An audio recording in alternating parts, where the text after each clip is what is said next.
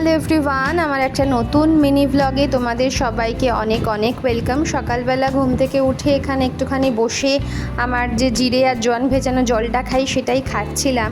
আর এখানে দেখো গাছে কত আম হয়েছে। এখানে দুটো গাছ রয়েছে আমাদের বাড়ির সামনে, একটা ল্যাংড়া আর একটা হিমসাগর। প্রচুর আম হয়েছে এবার।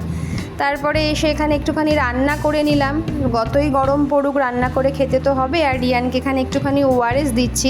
তো তোমাদের বাড়িতেও যদি বাচ্চা থাকে দিনে অবশ্যই একটা স্যাশে করে ওআরএস ওদেরকে দিও, ওদের শরীরের জন্য কিন্তু ভালো, ডক্টরই আমাকে বলেছে দিতে।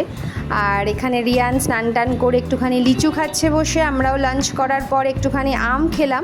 তারপরে সন্ধেবেলা আজকে চা আর একটুখানি চানাচুর নিয়ে বসেছিলাম, আর আমি মিলে একটুখানি গল্প করতে করতে এটাই খেলাম।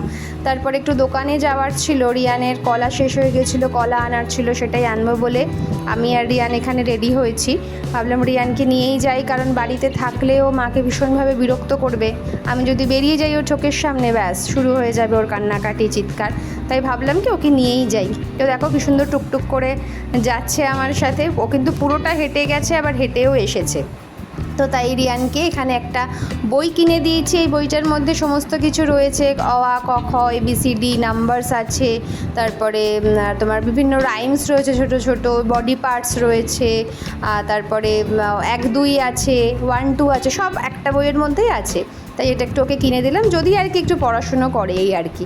আর একটা কালারও ওকে কিনে দিয়েছি। আর এখানে দেখো এই ঘরে এসে দেখলাম একদম এক স্তূপ জামা কাপড় কাচা হয়েছে, তো সেগুলোকে নিয়ে বসে পড়লাম একটুখানি ভাঁজ করতে, কারণ এরকমভাবে বিছানার মধ্যে ছড়িয়ে থাকলে না দেখতে ভালো লাগে না। তাই দেখো ভাঁজ করে একদম বিছানাটা পরিষ্কার হয়ে গেছে। আর পরিষ্কার বিছানা দেখতে কিন্তু খুব ভালো লাগে, তাই না বলো? রিয়ানকে ডিনার করিয়ে আমরা এখানে ডিনার করে নেব। আজকে ডিনারটা খুবই সিম্পল ছিল, এভাবেই আজকের দিনটা শেষ হলো। Thanks for watching.